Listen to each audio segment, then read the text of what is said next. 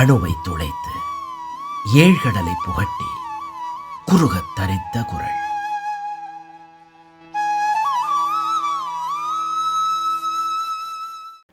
Jai Sriram. Sri TV நேயர்களுக்கு வணக்கம். இந்த அறிவுடைமை அதிகாரத்தின் 428வது குறளாக தெய்வப்புலவர் திருவள்ளுவர் சொல்வது என்ன என்றால், அஞ்சுவது அஞ்சாமை பேதைமை, அஞ்சுவது அஞ்சல் அறிவார் தொழில் என்கின்றார். அதாவது பயப்பட வேண்டியதற்கு பயப்படாமல் இருத்தல் அறிவீனம், பயப்படுவதற்கு பயப்படுதல் அறிவுடைய செயல். அஞ்சுவது அஞ்சாமை பேதமை. எதுக்கு பயப்படணுமோ அதுக்கு பயப்படாமல் இருந்தால் அது அறிவில்லாத தன்மை. இப்போ நெருப்பு இருக்குது அப்படின்னா நெருப்பில் கை வச்சா சுடும் என்பது அறிவு. அப்போ கை வைக்காமல் இருக்கணும், அதுதான் அறிவுடைமை. இல்லை நான்லாம் வித்தை கத்தவன் அதை கத்தவன் எனக்கு ஒன்றும் பண்ணாது என்று கை வைக்க முடியாது. பாம்பு இருக்குன்னு சொன்னால், விஷமுடைய பாம்பு இருக்குன்னு சொன்னால் விலகி இருப்பது தான் அறிவுடைமை. அதெல்லாம் கிடையாது. நான் ஆன்ம சக்தி கிட்ட வந்தாச்சு இன்னைக்கு, நான் என்ன பண்ணுவேன் பாரு என்னை சொல்லி அங்கே போய் கையை வைத்தால் அந்த பாம்பு கொத்தினால் விஷமேற வாய்ப்பு இருக்கிறது. அறிவு உடையவன் அப்படி செய்ய மாட்டான்.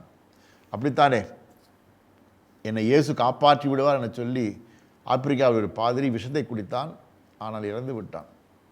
எதோடு விளையாட வேண்டும் என்கிற அறிவு இல்லாமல் இப்படி விஷப்பரீட்சை செய்தால் சிக்கல் தான் வரும். ஒரு 30 அடி உயரத்தில் இருக்கின்ற பொழுது ஜாக்கிரதையாக இருக்க வேண்டும். இல்லை ஜாக்கிரதையாக இருப்பேன், நானும் பெரிய ஆள் வளர்ந்துட்டேன் என்று இருக்க முடியாது. 30 அடி கீழே விழுந்தால் அடி பலமாக விழும். ஆகவே அப்போது பயப்பட வேண்டும். சாலையை கடக்கின்ற பொழுது பயம் வேண்டும். அப்போது தான் முறையாக சரியாக சாலையை கடப்போம். இல்லை என்றால் சிக்கல் தான் வரும், உயிரோடு போய்விடும். ஆகவே அஞ்சுவது அஞ்ச வேண்டும். எதுக்கு பயப்படணுமோ அதுக்கு பயப்படுவது தான் அறிவுடைமை. அது பேர் கோழைத்தனம் அல்ல, முன்ஜாக்கிரதை, அவ்வளவுதான்.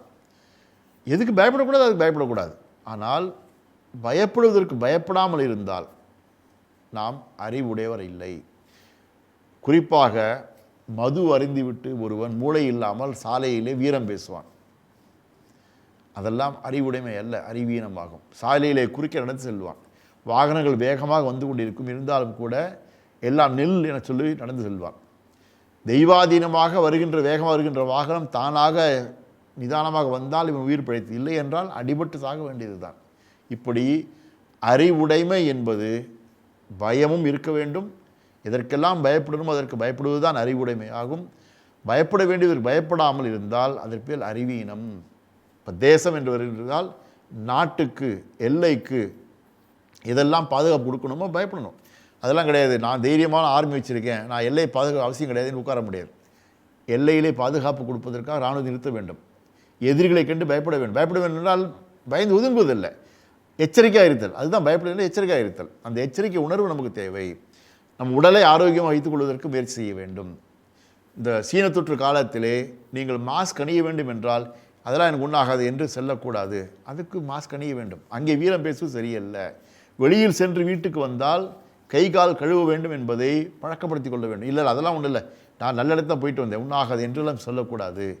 செய்கின்ற முறைப்படி எதெல்லாம் முன்ஜாக்கிரதை சொல்லப்படுகின்றதோ, எச்சரிக்கை குறிப்பு கொடுக்கப்பட்டிருக்கிறதோ, அந்த எச்சரிக்கை குறிப்புகளை எல்லாம் முறையாக செய்வது தான் அறிவுடைமையாகும். அதற்கு பேர் கோழைத்தனம் அல்ல, வீரம் அல்ல. வீராப்பு கூடாது, வீண் வீராப்பு கூடாது என்று. வேகமும் விவேகம் இணைந்திருக்க வேண்டும். விவேகமற்ற வேகம் என்பது மூளையற்ற தன்மையாகும், அறிவற்ற தன்மையாகும். ஆகவே நாமும் கூட வாழ்க்கையிலே எதற்கெல்லாம் முறையாக இருக்க வேண்டுமோ அந்த அளவு அடங்கி நேர்மையாக இருப்போம். திருக்குறள் அதற்கு துணை நிற்கும். தெய்வப்புலவர் திருவள்ளுவர் திருவடி போற்றி. ஜெய்ஹிந்த்.